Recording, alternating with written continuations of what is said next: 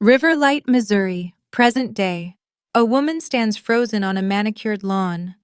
The late afternoon sun touches the hydrangeas she planted, but there is no warmth here, only the cold silence of a husband who has systematically erased her existence. She clutches a cheap duffel bag, the sum of 7 years reduced to canvas, and shame unaware that the battered denim jacket in her arms holds a secret worth $32 million. Stella Monroe thinks her life is over, but the betrayal is only the spark that will burn this entire town to the ground. Like, share, comment, and subscribe to our channel. We always appreciate the time you spent here with us. On the day my life got repossessed, the bank wasn't the scariest part. The scariest part was how calm my husband looked while he erased me. I was standing on the front lawn of the house I had spent the last 7 years cleaning, decorating, and maintaining. The late afternoon sun was hitting the perfectly manicured hydrangeas I had planted with my own hands 3 springs ago, but I couldn't appreciate the view.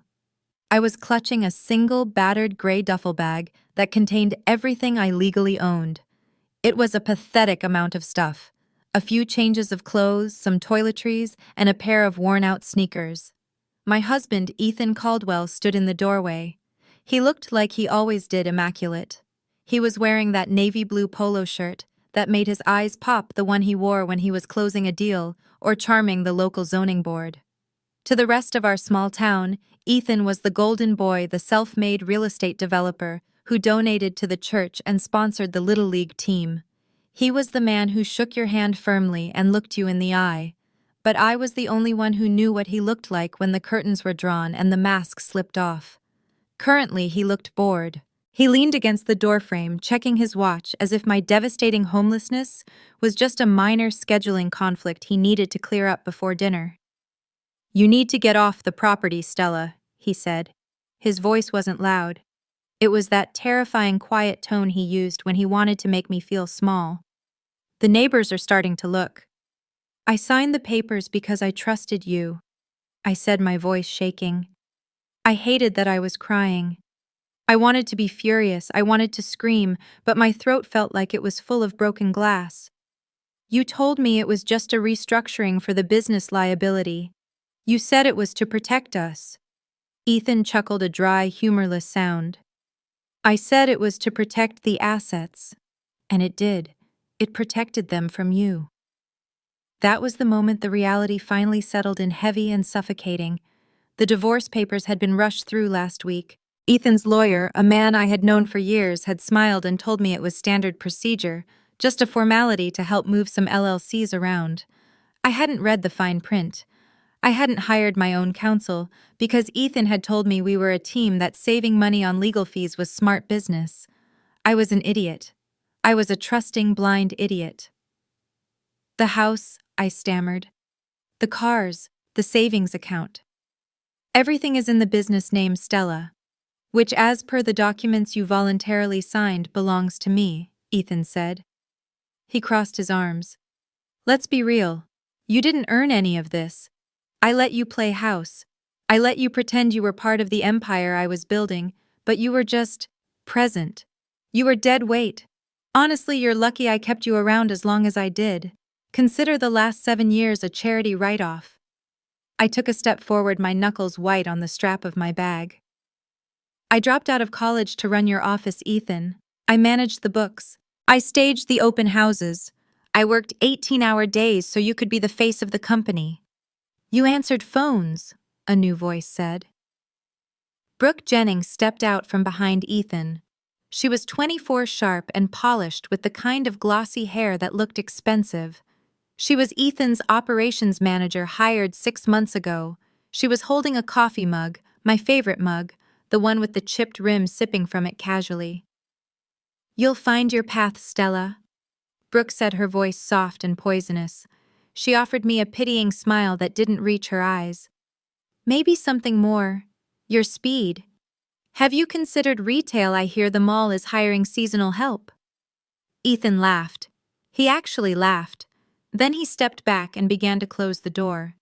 "Goodbye, Stella. Don't come back. If I see your car, oh wait, that's my car. If I see you on this street again, I'll call the sheriff. And you know he enters the back door of my office for Christmas donations every year. The heavy oak door slammed shut. The deadbolt clicked. I stood there for a long minute just breathing, trying to keep my knees from buckling. The humiliation was a physical weight pressing down on my chest. I turned and walked down the driveway, the gravel crunching under my cheap shoes. I didn't have a car anymore. I had to walk. I walked until I found a bench near the bus stop 3 miles away. My hands were trembling so badly I could barely unlock my phone. I needed my family. I needed someone to tell me this was a nightmare, that I wasn't garbage. I called my brother Travis. He was the big brother I had idolized growing up, the one who taught me how to throw a punch and ride a bike. The phone rang, and rang, and rang.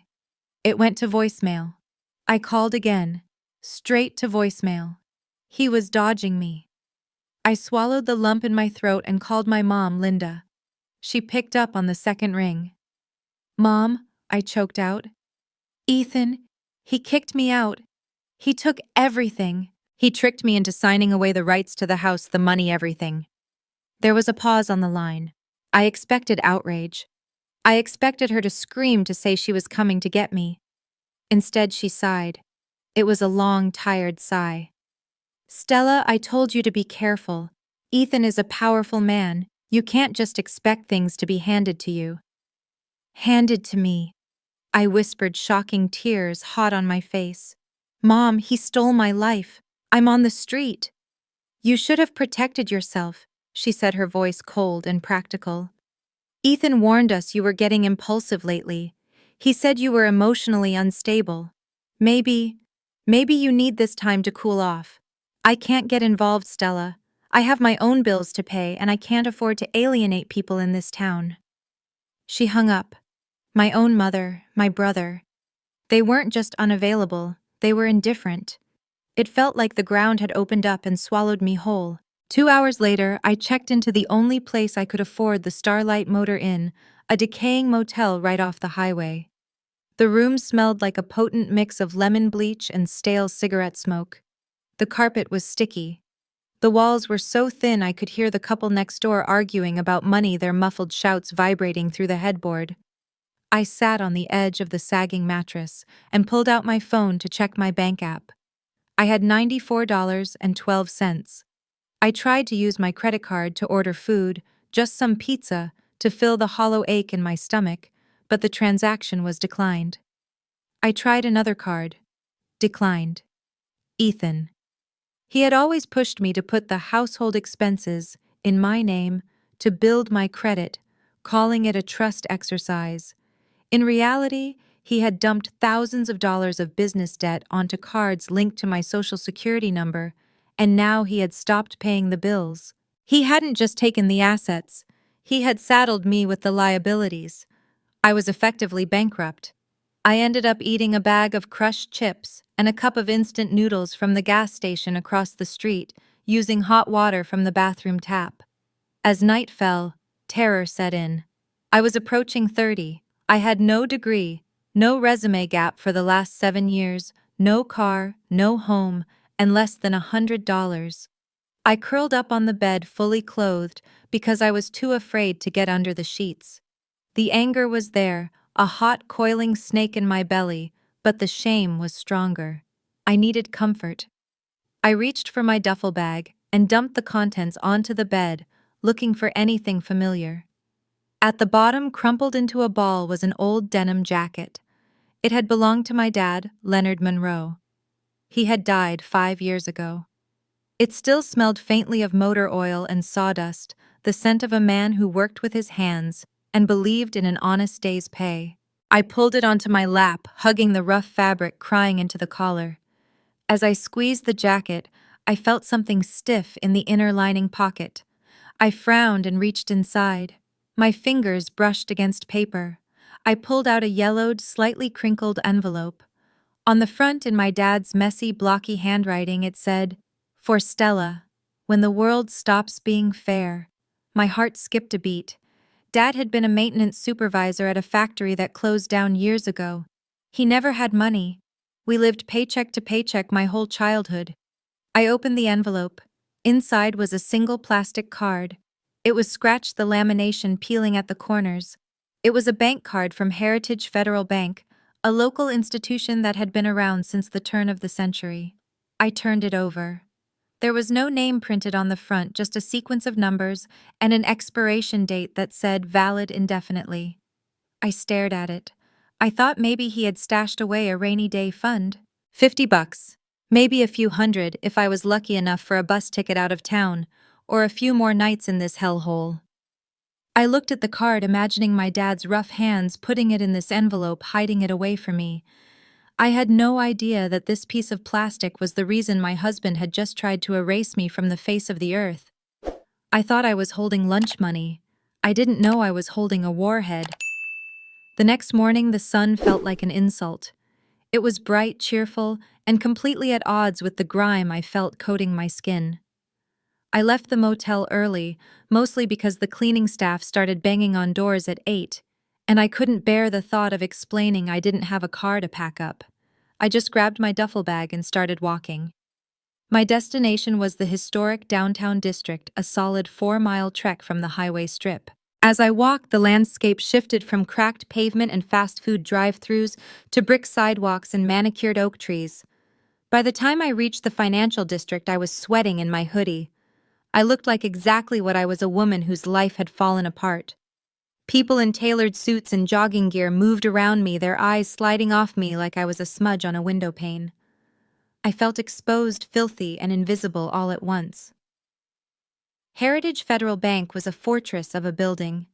It wasn't one of those modern glass boxes. It was old stone built 100 years ago to intimidate people into saving their money. The heavy brass doors were cold under my hand. Inside, the air was conditioned to a crisp chill that made the sweat on my back turn to ice. The floors were checkerboard marble, and the silence was heavy, broken only by the soft click of expensive shoes and the hum of counting machines. I clutched the envelope against my chest and got in line. I tried to smooth my hair, but I caught my reflection in the polished brass of a velvet rope stanchion. I looked haggard. My eyes were puffy from crying and my clothes were wrinkled. When it was finally my turn, I stepped up to the counter, keeping my head low. The teller's nameplate read, Harold Kim. He was a middle-aged Korean-American man with kind eyes and a reserved, gentle demeanor. He wore a tie that looked perfectly knotted. "Good morning," he said, his voice professional but warm. "How can I help you today?" I hesitated, suddenly feeling foolish. This was probably nothing. A dead account with $5 in it. "Hi, I found this in my father's things. I think it's an account here. It's probably old." I slid the scratched, peeling card across the marble counter. It looked like trash against the pristine surface. Harold smiled politely. "Let's take a look." He picked up the card, seemingly unfazed by its condition, and swiped it through his terminal. He typed something on his keyboard, waiting for the system to catch up. I watched his face. I saw the exact moment the screen loaded. Harold's smile didn't just fade, it vanished. The color drained out of his face so fast I thought he might faint. He blinked once, twice, and then leaned closer to the monitor, his eyes widening behind his glasses. His posture shifted instantly from relaxed to rigid. Is something wrong?" I asked, my voice rising an octave. "I can just leave. If it's closed, it's fine." Harold didn't look at me. He picked up his phone, his hand trembling slightly. He dialed a short extension and spoke in a hushed, urgent whisper. "Mr. Henderson, it's Harold at window 4. You need to come down. Now. Yes. It's a code 7. Code 7. My stomach dropped. I looked around, panic flaring in my chest. Had Ethan reported me for theft? Had he told the police I stole business assets? "Ma'am, please stay right there," Harold said. He wasn't smiling anymore. He looked terrified. 2 security guards materialized from the corners of the lobby. They weren't aggressive, but they moved with a purpose that made my breath hitch. They flanked the counter, hands resting near their belts. I felt the blood rush in my ears. This was it. I was going to jail because I tried to cash out a dead man's expired debit card. "I didn't do anything," I stammered, backing away slightly. "I just found the card." "Ms. Monroe," Harold said. He had walked around the counter and was now standing in the lobby with me. He gestured toward a frosted glass door at the back of the bank. Please, come with me. I wanted to run, but my legs felt like lead. I let him lead me past the staring customers into a small soundproof office. He closed the door and gestured for me to sit. He sat opposite me, typing rapidly on a private terminal. I need to verify your identity before we proceed, Harold said. His voice was steady, but there was a bead of sweat on his temple. State your full name. Stella Jean Monroe. Mother's maiden name, Garrick, Linda Garrick. Father's full name, Leonard James Monroe. Address of residence when you were 12 years old. I rattled off the address of the small, crumbling ranch house we grew up in. Harold hit enter. He let out a long breath, his shoulders dropping 2 inches. Thank you, he said. It matched. Matched what? I asked, my hands shaking in my lap. Is there money in the account? Is it overdrawn? Harold slowly rotated the monitor screen so I could see it. Ms. Monroe, I have been a banker at this branch for 25 years. I handle high net worth portfolios for the region. I have never seen a trust structure like this. I looked at the screen. I saw my name, and below it, a number.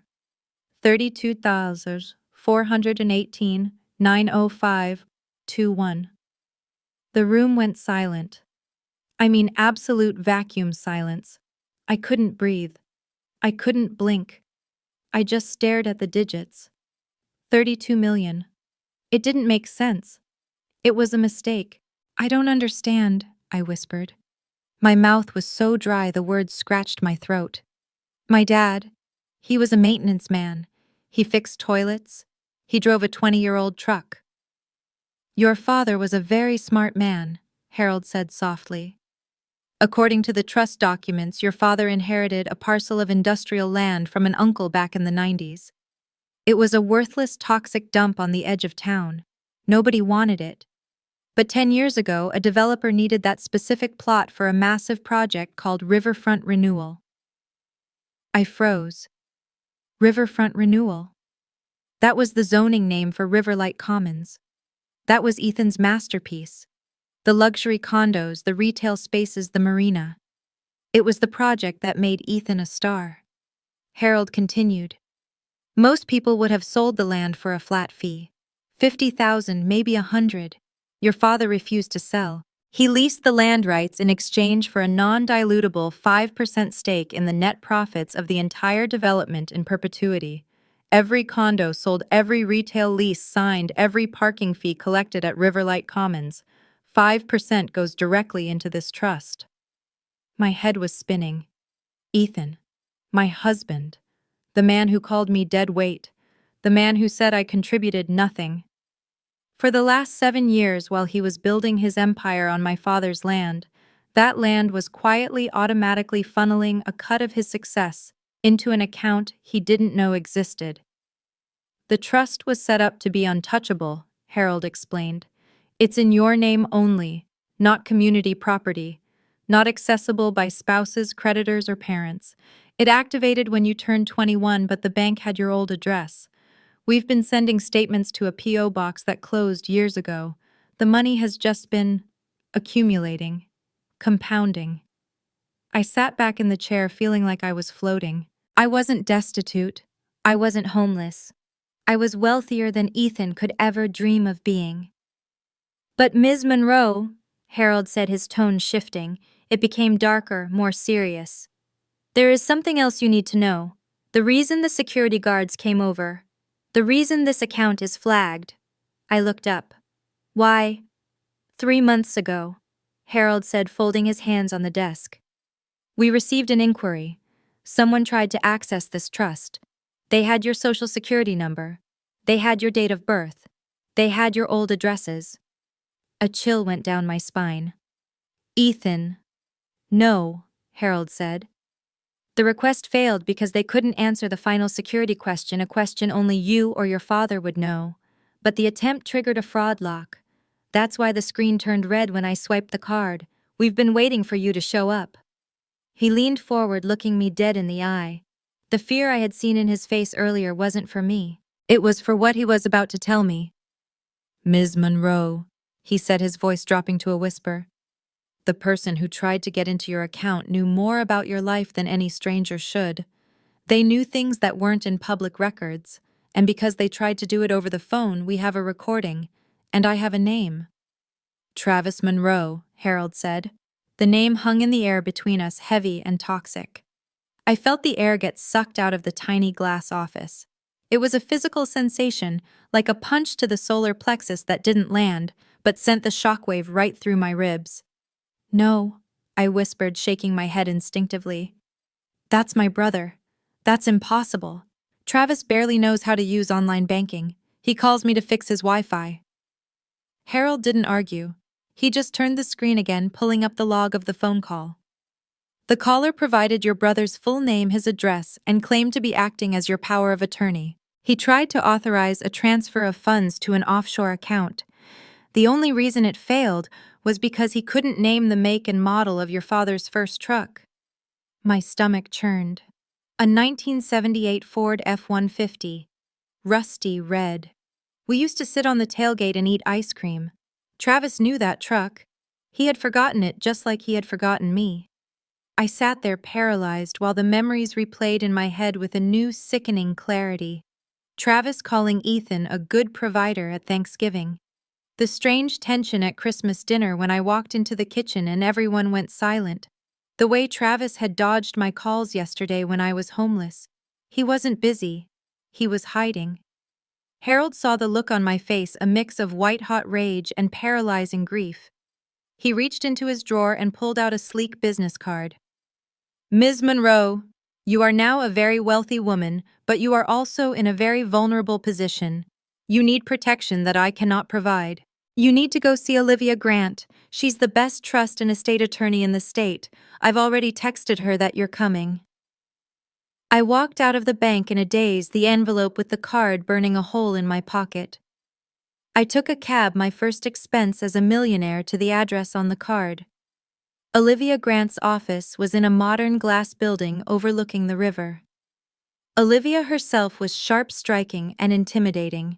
She was a black woman in her mid-30s, wearing a suit that probably cost more than my entire wedding. But when she saw me disheveled, wearing a hoodie that smelled like the motel, her eyes softened. She didn't look at me like a charity case. She looked at me like a general assessing a wounded soldier. Harold told me the basics, Olivia said, closing the door and gesturing to a leather chair. Tell me the rest. I told her everything. I vomited the last 48 hours of my life onto her desk. The rushed divorce, the papers I didn't read, the way Ethan laughed as he kicked me out, the way my mother told me I was being dramatic. Olivia listened without interrupting, her face an unreadable mask. When I finished, she held out her hand. Let me see the divorce decree. You have a copy? I nodded and pulled the crumpled paperwork from my bag. Olivia put on reading glasses and started flipping through the pages. The silence in the room was thick. I watched her eyebrows knit together. She pulled out a red pen and started circling things aggressively. This isn't a divorce settlement, Olivia said, her voice icy. This is a robbery. I signed it, I said weakly. You signed a waiver of independent counsel that is buried in a subsection about real estate liability, she countered, pointing to a paragraph of dense legalese. This clause here, it gives him retroactive control over assets you acquired during the marriage, even if they were in your name. And look at this signature. She spun the paper around. Does this look like your signature on the disclosure form? I squinted. It looks shaky, a little off. It's a forgery, Olivia stated flatly. A good one, but a forgery. He forged your acknowledgement of full financial disclosure, which means he hid assets. Stella, we're going to need more coffee. The next 4 hours were a blur of printers whirring and paralegals running in and out of the office with stacks of files. Olivia declared war. She used her access to pull property records, business filings, and thanks to a court order she had on file for a different case involving Ethan's bank, she managed to get a look at some transaction histories. We sat at a large conference table covered in paper. Olivia had drawn a timeline on a whiteboard. Here is the timeline of the betrayal, Olivia said, uncapping a marker. 3 months ago, Travis tries to access your trust and fails. He calls Ethan immediately after we can infer that because look at this. She slapped a printout of a bank transfer onto the table. It was from Caldwell Development Corp. To Monroe Consulting LLC, a company I knew my brother had set up years ago for his handyman business that never really took off. The amount was $50,000. The memo line read, "Consulting Services." "Your brother sold you out for 50 grand, Olivia said. The words hit me like a physical blow. But it gets worse. Look at your mother's house. She slid another paper across. It was a deed release. Linda Monroe's mortgage was paid in full 6 weeks ago. The payer, Caldwell Properties LLC. I felt like I was going to throw up. My mother, my own mother. She had told me I should have protected myself while she was sitting in a house my husband had paid for. "Here's the reality, Stella," Olivia said, sitting down across from me. "Ethan and Travis found out about the land deal. They figured out your father had a trust, but they couldn't crack it. The bank security was too good and Travis is an idiot, so they went to Plan B." "Plan B?" I asked, my voice trembling. "Strip you of everything else." Olivia explained, her eyes hard. "Divorce you, take the house, take the car, ruin your credit, isolate you from your friends. Make you desperate, make you homeless. Because if you were starving and on the street and you finally found that trust, who is the first person you'd call? Your brother? Or your husband begging for help? They were banking on you being broken enough to hand over the money voluntarily once you got access." I stood up, the chair scraping loud against the floor. A scream was building in my chest, a primal animal sound. I had been sold. I wasn't a person to them. I was a piggy bank they were trying to smash open. "I'm going to kill him," I said. The words tasted like copper. "I'm going to go to his office and burn it to the ground. I'm going to ruin Travis. I'm going to tell everyone." I started pacing, my hands fists at my sides. I wanted to drive to my mother's house and scream in her face. I wanted to smash the windows of Ethan's precious truck. "Sit down," Olivia commanded. It wasn't a suggestion. I froze. "If you go out there now screaming and throwing things, do you know what happens?" Olivia asked, her voice calm but intense. "Ethan wins. He's already painted you as emotionally unstable in the court documents. If you cause a scene, he gets a restraining order. He spins the narrative. Look at my crazy ex-wife attacking me after I tried to help her. You will look like the villain, and this town will believe him because he signs the checks." I sank back into the chair, putting my head in my hands. "So, I just do nothing. I let them get away with it." "No," Olivia said. "We don't get mad, Stella. We get even. But we do it my way. We hit them where it actually hurts. We don't attack their feelings. We attack their money. We attack their freedom." She reached for a thick black binder at the end of the table. It looked heavy. She slid it in front of me. "I've been building a file on Ethan for 2 years, waiting for a plaintiff who had the standing to sue," Olivia said. "You just gave me the key." I opened the binder. It wasn't financial records. It was photos. Photos of black mold creeping up the walls of a child's bedroom. Photos of a deck that had sheared off the side of a townhouse. Emails from tenants begging for repairs that were ignored. Inspection reports that had been clearly falsified. "These are his tenants," Olivia said softly. "The people living in the homes he built on your father's land. Ethan isn't just cruel, Stella. He's dangerous. He's been cutting corners to maximize profits, the profits that were supposed to go into your trust. He's putting people's lives at risk." I looked at a picture of a little girl with an oxygen mask suffering from mold exposure in a luxury Caldwell apartment. "If you want justice," Olivia said, leaning in, "you're not the only one who's going to want his head. But to take down a man like Ethan, you have to be ready to burn his whole world down. Are you ready?" I looked at the photos. I looked at the check Travis had cashed. I looked at the mortgage payoff my mother had accepted. The sadness in my chest hardened into something cold and sharp. "I'm ready," I said. "Tell me what to do." I spent one last night in that motel room, but I didn't sleep. I lay on top of the scratchy bedspread, staring at the water stains on the ceiling, listening to the 18-wheelers roar down the highway outside. My mind kept drifting back to my dad, Leonard. I remembered him coming home with grease under his fingernails, exhausted, but smiling. He always used to say, "Stella, a town is just a big family. You don't screw family." He fixed Mrs. Higgins' fence for free when her husband passed. He shoveled the church steps before the plow came through. He believed in community. Ethan believed in commodities. And for 7 years I had helped Ethan sell out the very people my father had loved.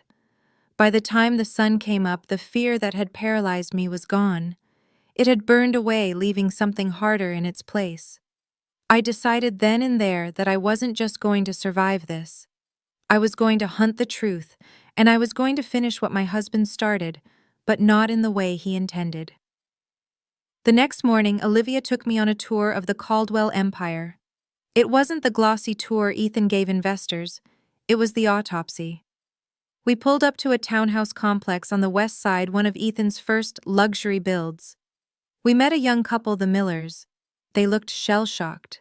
2 weeks ago, their second-story deck had collapsed while their 3-year-old was playing on it. The toddler had broken a leg and suffered a concussion. As the father showed me the rotted wood that had been painted over to look new, his hands shook. "We called his office," the man said, his voice thick with suppressed rage. "His lawyer sent us a letter highlighting the as-is clause in our purchase agreement. They said it was improper maintenance on our part." We moved on to Mrs. Gable, an elderly widow living in a condo downtown. The smell hit me the moment we walked in, the thick, earthy stench of black mold. It was climbing the walls behind her kitchen cabinets like a cancer. She was coughing into a handkerchief that came away spotted with blood. "Mr. Caldwell told me to just open a window," she wheezed. "He said I was drying my laundry inside and causing humidity." Then there was Mark, a single dad whose rental unit had faulty wiring that sparked a fire in his daughter's bedroom. They got out, but they lost everything. Ethan had kept their security deposit, claiming the fire was caused by a misused space heater that didn't exist. Every stop was the same. Good, hard-working people who had trusted the golden boy of Riverlight, only to be left in the rubble. I saw Ethan's face on a billboard on the drive back, smiling benevolently next to the slogan, "Building a Better Tomorrow." It made me sick. He was on the Chamber of Commerce board. He sat in the front pew at church. He had weaponized his charity to buy silence, using his reputation as a shield to hide the rot he was building into the foundation of our town. Back at Olivia's office, the team was growing. Harold the banker was there. He looked nervous but determined. He was quietly feeding Olivia publicly available financial records, connecting the dots between shell companies that I never knew existed. And then there was Maya Torres. She was a local investigative reporter I recognized from the paper, sharp, cynical, and tired of writing fluff pieces about bake sales. She had been tracking complaints against Caldwell Properties for months, but lacked a human focal point to tie it all together. "I can write the story," Maya said, pacing the conference room. "The golden boy of Riverlight and the trail of bodies. But I need a source. I need someone who is on the inside." "You have me," I said. "But my location stays secret. And if any of the victims want to stay anonymous, you protect them. I'm not doing this for fame. I'm doing it for a reckoning." "Agreed," Maya said, her eyes lighting up. "We build a long-form investigation. We get statements, we get the inspection reports, and we drop it like a bomb." I nodded. Then I turned to Olivia. "I want to use the trust." "To sue?" Olivia asked. "No, not yet," I said. "I want to hire independent structural engineers for every property Ethan has built in the last 5 years. I want the data, and I want to pay for temporary housing for Mrs. Gable and the Millers. Get them into hotels tonight, nice ones." Writing that first check felt surreal. It wasn't just numbers on a screen anymore. It was agency. It was power. For years, I had to ask Ethan for $20 to buy groceries. Now I was moving pieces on a board he didn't even know I was playing. My phone buzzed. It was Travis. I stared at the screen, my heart hammering against my ribs. I answered, putting it on speaker so Olivia could hear. "Stella." His voice sounded frantic, breathless. "Thank God. Where are you?" I've been worried sick. Mom said you vanished. I'm around, I said, my voice flat. Did you need something, Travis? The tone shifted instantly.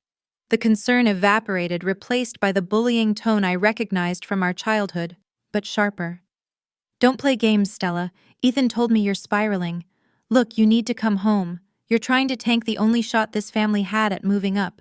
Do you have any idea what you're doing? I know exactly what I'm doing, I said. Did you enjoy the 50 grand?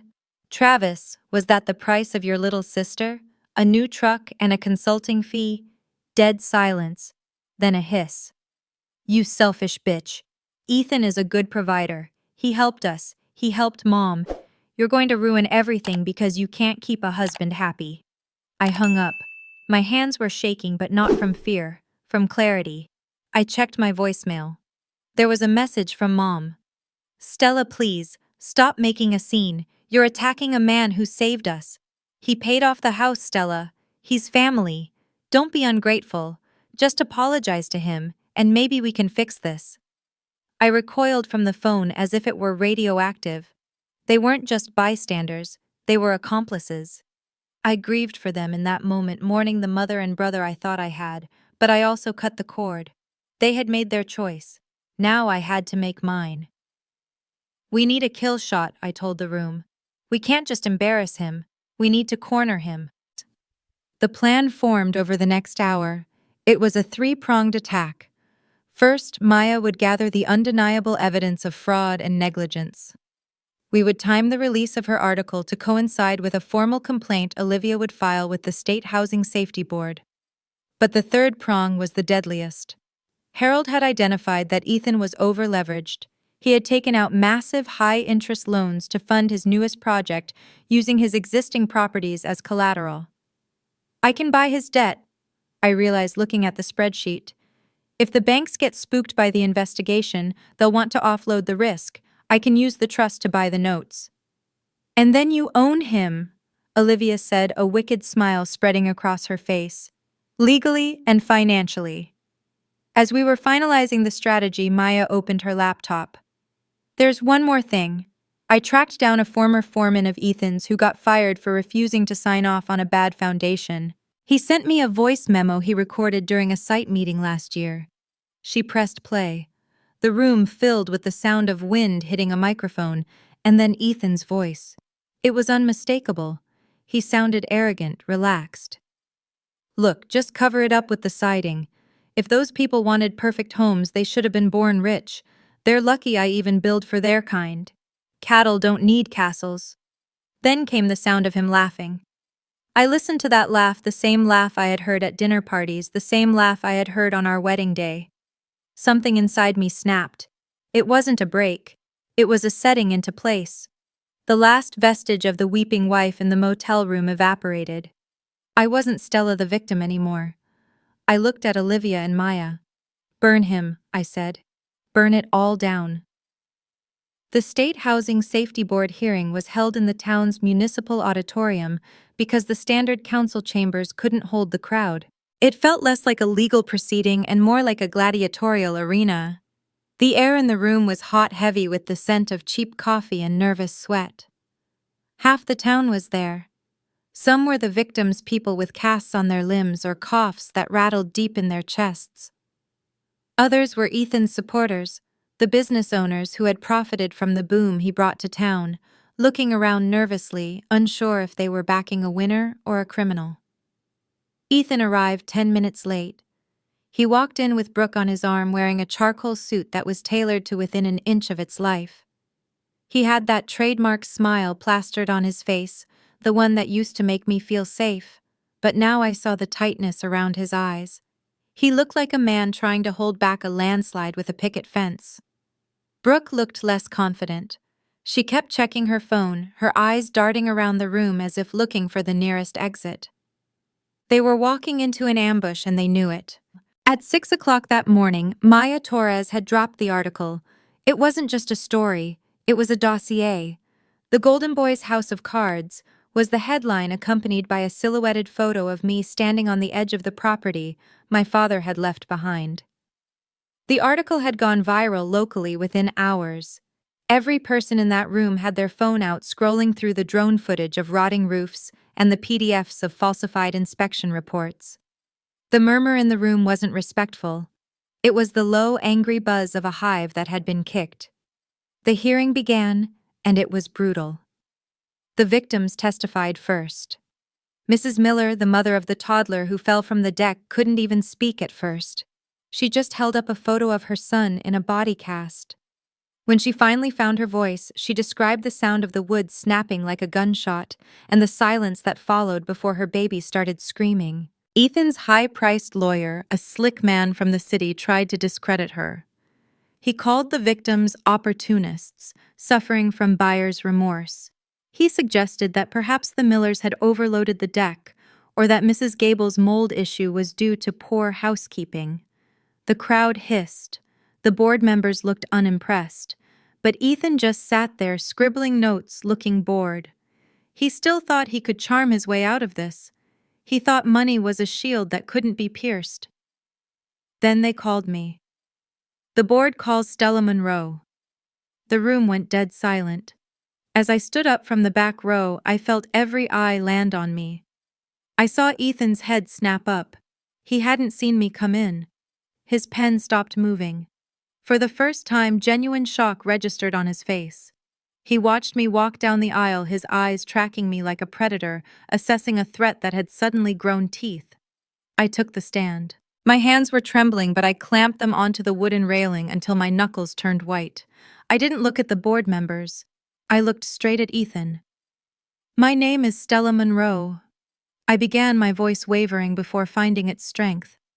"And for 7 years I was married to a man who convinced me I was nothing. He told me I was dead weight. He told me I was lucky he let me live in his world." I took a breath, letting the silence stretch. "But the world he built," I continued, "stands on land that belonged to my father. The Riverlight Commons isn't just Ethan's legacy. It's a parasite feeding off a trust my father set up to protect me, a trust my husband couldn't access, so he tried to destroy me instead." I told them everything. I told them about the isolation. I told them about how he drained our accounts and put the debt in my name. I told them how he colluded with my own brother to leave me destitute, hoping starvation would force me to sign over the one thing he couldn't steal. I saw the faces in the crowd change. The business owners who had defended him looked down at their shoes. The victims looked at me with recognition. I wasn't the rich developer's wife anymore. I was just another casualty. Then Olivia stood up. "Mr. Chairman, if I may." She walked to the projector at the front of the room. "We have spoken about negligence. We have spoken about greed. Now let's speak about intent." She pulled up a digital file. "This is a log from Heritage Federal Bank. It shows an attempted access to Ms. Monroe's trust by a Mr. Travis Monroe acting on behalf of an undisclosed third party. That request failed." The crowd murmured. I saw Travis in the back of the room, shrinking into his hoodie, looking like he wanted to dissolve into the floor. "And finally," Olivia said, "we have this." She pressed play on a laptop connected to the room's speakers. It was a recording from an internal strategy meeting Ethan held months ago. His voice boomed through the auditorium, clear and arrogant. "If Stella ever finds that money, we'll make her feel so guilty she'll cut us in. She's weak. She's desperate for family. We break her, she pays us. It's that simple." The reaction was immediate. A collective gasp sucked the air out of the room. It wasn't just business anymore. It was villainy. It was the sound of a sociopath explaining his playbook. Ethan's face went from pale to a mottled, furious red. He whispered something violent to his lawyer, who was currently trying to stack papers and look like he wasn't associated with his client. And then, as if the universe itself had decided to deliver the verdict, the room's atmosphere shattered. A cell phone went off in the front row with a breaking news alert. Then another. Then a dozen. A woman near the aisle let out a scream. "Oh my God!" she yelled, staring at her screen. "Turn on the TV." The board chairman, confused, signaled to an aide who turned on the large monitor mounted on the wall, switching it to the local news channel. The screen showed chaos, twisted metal, flashing ambulance lights, dust rising in a cloud. The chyron at the bottom read, Breaking news: partial collapse at Riverlight Commons. A balcony on the fourth floor of Ethan's flagship building had sheared off. It had fallen onto the crowded patio below, where a group of teenagers had been taking prom photos. The reporter was breathless, talking about structural failure and multiple injuries. Ethan's masterpiece was literally falling apart on live television. The auditorium erupted. People were screaming, pointing at Ethan. The board members were shouting over each other. Ethan stood up, staring at the screen, his mouth opening and closing like a fish on a hook. The facade was gone. The golden boy was dead. The chairman hammered his gavel, shouting for order, then declared an immediate recess. Security guards moved in to surround Ethan, not to protect him, but to contain him. I walked out into the corridor, needing air. My heart was pounding so hard I thought it might burst. I leaned against the cool concrete wall, trying to breathe. Suddenly, a hand gripped my arm. Hard. I spun around. It was Ethan. He had broken away from the chaos. His tie crooked, his eyes wild and bloodshot. He looked like a cornered rat. "You," he hissed, spraying spittle. He squeezed my arm, his fingers digging into a bruise that was already forming. "You ungrateful, vindictive bitch. You think this is funny? You're destroying this community. You're ruining people's livelihoods." He stepped closer, using his height to loom over me, the physical intimidation tactic that had worked on me for 7 years. "I built this town. Me. And you think you can take me down because I hurt your feelings? You're mentally unstable, Stella. I'm going to ruin you. I'm going to sue you until you're back in that gutter where you belong." I didn't flinch. I didn't step back. I looked at the hand gripping my arm, then I looked up into his eyes. The fear was gone. It was just pity. "You didn't build a community, Ethan," I said, my voice quiet and steady. "You built a trap. And I didn't destroy it. I just turned on the lights." I pulled my arm free with a sharp jerk. 2 security guards came running down the hall, grabbing Ethan by the shoulders and hauling him back. He was screaming threats, sputtering about lawsuits and loyalty, but he sounded small. I turned away from him and walked back toward the auditorium doors. The chairman's voice boomed over the PA system. "In light of the breaking news and the evidence presented, Mr. Caldwell's contractor license is hereby suspended, effective immediately. We are forwarding all files to the district attorney for a criminal negligence investigation." As the cheers went up from the victims inside, my phone buzzed in my pocket. I pulled it out. It was a text from an unknown number. "You did this. You've killed us all." It was from Linda, my mother. I stared at the screen for a second, feeling a pang of old grief, and then I slid the phone back into my pocket. The collapse wasn't just the building. It was everything. And I was the only one left standing. The days following the hearing were a blur of legal violence. The dominoes didn't just fall, they shattered the floorboards. Ethan's empire, which looked so imposing from the outside, was revealed to be exactly what I suspected: a hollow shell held together by debt and deceit. When the structural collapse hit the news, the banks didn't just get nervous, they panicked. They wanted out, and they wanted out fast. That was where I came in. Or rather, where Harold came in. While Ethan was busy dodging reporters and meeting with criminal defense attorneys, Harold and Olivia were quietly making calls to the terrified regional lenders holding Ethan's notes. They were desperate to offload the toxic assets before they went to zero. I used the trust to buy them out. It cost me a fortune, nearly a third of my father's legacy, but by Friday afternoon, I wasn't just Ethan's ex-wife. I was his primary creditor. I owned his debt. I owned his leverage. I effectively owned him. But before I could deal with Ethan, I had to deal with the ghosts. My mother and Travis requested a meeting. Olivia advised against it, but I needed to see them. I needed to look them in the eye one last time, not as the victim they betrayed, but as the woman who held their fate in her hands. We met in a small conference room at Olivia's firm. No coffee, no pleasantries. Linda looked older than I remembered. Her face was drawn, her makeup hastily applied. Travis just looked angry, pacing the room like a caged animal until I sat down. "Stella," My mother started, her voice trembling with a performance of maternal concern. "We've been so worried. The news. It's terrible. Poor Ethan." "Poor Ethan." I repeated, my voice flat. "He put teenagers in the hospital, Mom. He poisoned old women with mold. He made mistakes." Linda snapped the mask, slipping instantly. "He was under pressure. Do you have any idea how hard it is to keep a business running? He did what he had to do, and we did what we had to do." "You sold me," I said, "for a mortgage payoff." "We were drowning," she cried out, slamming her hand on the table. "You think life has been easy for us since your father died. You were off playing house with a rich man while we scraped by. Ethan offered to help. He offered security. What were we supposed to do? Let the family sink because you were too sensitive to sign a few papers?" I looked at Travis. He wasn't pleading. He was glaring. "You're sitting on $30 million, Stella. Dad's money, our money. And you're gonna let your own blood drown. You're gonna let the bank take Mom's house again now that Ethan's cut off, you selfish bitch." I sat there waiting for the hurt to come. I waited for the tears, for the crushing weight of rejection that had defined my entire adult life. But it didn't come. Instead, I felt a cold, quiet clarity. I looked at them and I didn't see family.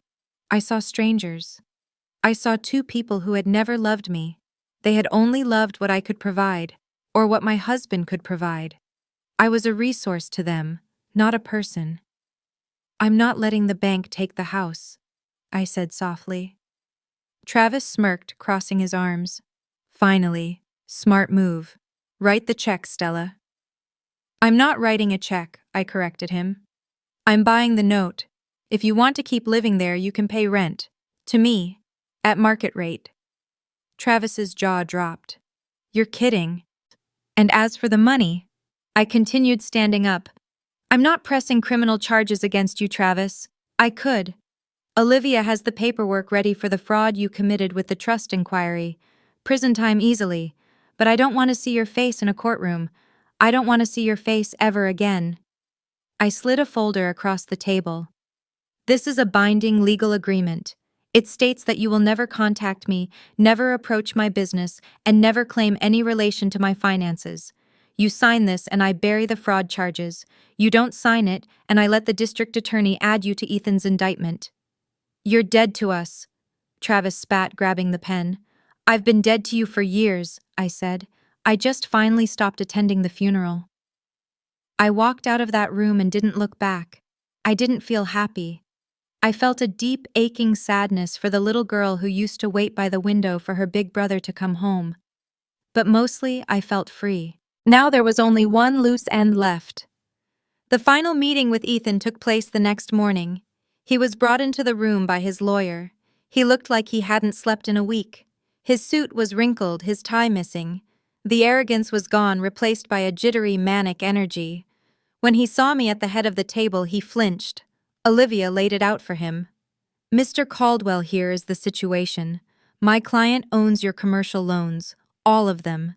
You are in default. We can accelerate the debt immediately. We can seize your personal assets, your remaining properties, your vehicles, and even your future earnings. We can leave you destitute." Ethan looked at me, his eyes wet. "Stella, please. I built that company from nothing. You can't just destroy it." "I could," I said. "And part of me really wants to. I fantasized about it.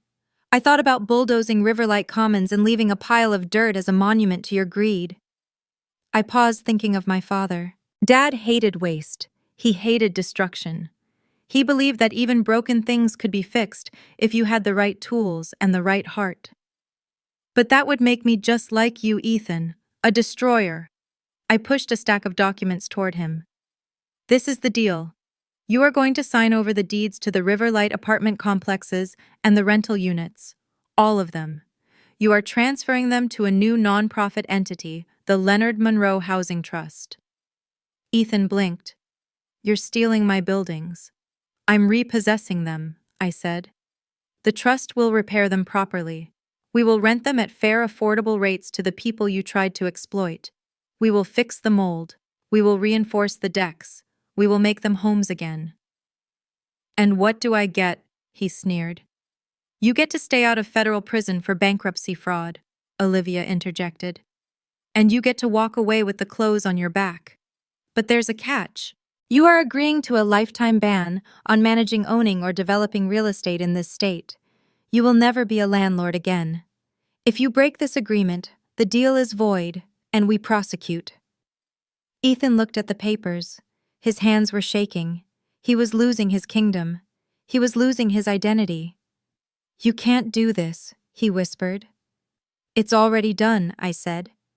"Sign the papers, Ethan, or I call the prosecutors and hand them the unredacted financial ledgers we found."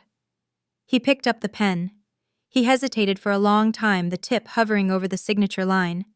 He looked up at me one last time, and a flicker of his old malice returned. He curled his lip in a sneer. "You think this makes you better than me," he hissed. "Stealing my work, using your daddy's money to buy power. You're just another vulture, Stella. You'll see. You're just as ruthless as I am." I reached out and gently took the pen from his hand. I adjusted the paper, pointing to the line. "No, Ethan," I said quietly, my voice steady as a heartbeat. "I'm not a vulture. I'm what you pretended to be." I handed the pen back to him. "Sign." He signed. And as the ink dried, I felt the heavy, suffocating weight of the last 7 years finally lift off my chest. I wasn't just surviving anymore. I was rewritten. It has been exactly 1 year since the day I stood on my front lawn with a duffel bag watching my life get repossessed. If you saw me today, you probably wouldn't recognize the woman who was trembling in that motel room. I don't live in a mansion. I didn't use the millions to buy a yacht or a private island. I live in a 2-bedroom apartment downtown above a bakery. It smells like yeast and vanilla in the mornings, not bleach and cigarettes. It's modest, but it's mine. Every stick of furniture, every spoon in the drawer, every book on the shelf, I bought them. My name is on the lease. My name is on the electric bill. And that simple bureaucratic fact feels better than any luxury car Ethan ever let me drive. My days are full. I don't spend them lunching at the country club. I spend them in hard hats and steel-toed boots. I head the Leonard Monroe Housing Trust now. We took the rotting carcass of Ethan's empire and turned it into something living. The complex where the balcony collapsed has been reinforced, renovated, and renamed. It's no longer Riverlight Commons, a monument to vanity. It's the Monroe Center. It provides safe, subsidized housing for families in transition, along with legal aid for people escaping abusive financial situations. We call that side of the operation the Second Wind Fund. It's for people who, like me, woke up one day to find they had been erased by the people supposed to love them. The town has changed too. You can feel it. The fear is gone. Ethan used to run this place like a feudal lord, but now there's a sense of ownership in the air. Last week I was driving through the west side, the rougher part of town where my dad grew up, and I saw something that made me pull over. On the side of an auto body shop, a local artist had painted a mural. It was 2 stories tall. It depicted a pair of grease-stained hands holding a golden key, and underneath in bold block letters it read, "We take care of our own." It was an unofficial tribute to my father. I sat in my car and cried for 10 minutes, not out of sadness, but out of pride. His name meant something again. My personal life is quiet, but it's real. I've slowly started rebuilding the friendships Ethan isolated me from. It's been hard work apologizing for disappearing, explaining the shame that kept me silent, but true friends, I've learned, are the ones who wait for you to come back. I'm even dating again, very cautiously. His name is David. He's a high school history teacher who drives a beat-up Honda and has never once asked me how much is in the trust. We go Dutch on dinner. He respects my boundaries. He knows I have scars and he doesn't try to fix them. He just stands beside me while I heal, and I am healing. I go to therapy twice a week to untangle the mess of worth and wealth. I'm learning that the money didn't save me. The money was just a tool. I saved me. As for the villains of my story, gravity finally caught up with them. Ethan is currently out on bail awaiting trial for criminal negligence and fraud. The investigation revealed that he had been cutting corners for a decade. He lives in a cramped studio apartment 3 towns over, his assets frozen, his reputation shredded. Every now and then he tries to email me long, rambling manifestos blaming me for his downfall. I don't read them. Olivia's firm has a filter that auto-archives them for the harassment file. He is a ghost haunting a house I no longer live in. Linda and Travis didn't fare much better. Without Ethan's help, and with me refusing to be their new host, the bank foreclosed on my mother's house 3 months ago. They moved to a cheaper rental in a different county. I heard through the grapevine that they blame me for everything. They tell anyone who will listen that I'm the ungrateful daughter who stole their inheritance. I don't correct them. I don't call them. I have them blocked on everything. That door is closed, locked, and welded shut. I grieve the loss of my family, but I realized I was grieving a fantasy. You can't lose something you never really had. Yesterday I went to visit the only family member who actually looked out for me. The cemetery was quiet, the sky a bruised purple as the sun went down. I didn't bring flowers. Dad hated cut flowers. He said they were a waste of money because they just died anyway. Instead, I brought 2 coffees from the gas station, black 2 sugars. I sat on the grass next to his headstone and set his cup down on the granite. "Hey, Dad," I said. The wind rustled the oak trees overhead. "I was mad at you for a while, you know. When I first found the money, I was mad you didn't tell me. I thought, why did he let me struggle?" I took a sip of the hot coffee. But I get it now. If I had gotten that money when I was 21, Ethan would have taken it.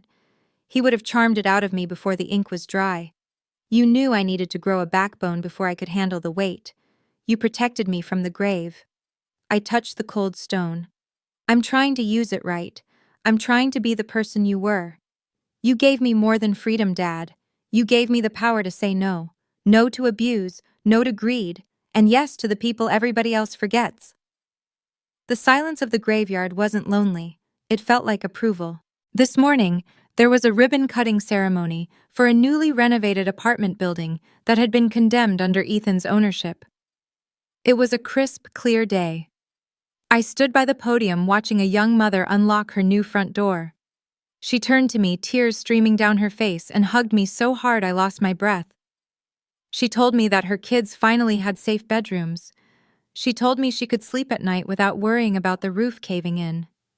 In that moment, looking at her relief, I realized the truth. The best revenge wasn't seeing Ethan lose everything, though that was satisfying. The best revenge was seeing people stand taller because of what he tried to steal from me. He wanted to use my father's legacy to build a monument to himself. Instead, I used it to build a sanctuary for everyone else. Tonight, I'm standing on the rooftop of my apartment building. The city lights are twinkling below me, a grid of golden sparks in the darkness. I can see the outline of the Monroe Center in the distance, its windows glowing warm and bright. Ethan and my family thought money was power. They thought it was a weapon you used to bludgeon people into submission. They were wrong. Money is just a flashlight. It doesn't change who you are. It just illuminates it. It shows you who you've really been this whole time. When the light hit Ethan, it showed a monster. When it hit my family, it showed leeches. For years I was scared. I was obedient. I was small. I let them tell me who I was. But now, standing here in the cool night air, I shine that light on myself. And I don't see a victim anymore. I see someone they can't touch. I see a builder. I take a deep breath, filling my lungs with the air that I bought on the roof that I own in the life that I chose. My name is Stella Monroe, and no one repossesses my life ever again. Stella finally found her voice, and in doing so, she silenced the people who tried to erase her. If you enjoyed this journey of justice, please hit the subscribe button. What would you have done in her shoes? Let us know below because we read every single comment of your thoughts. Thank you for listening. This has been a story from Radiance. We'll see you next time.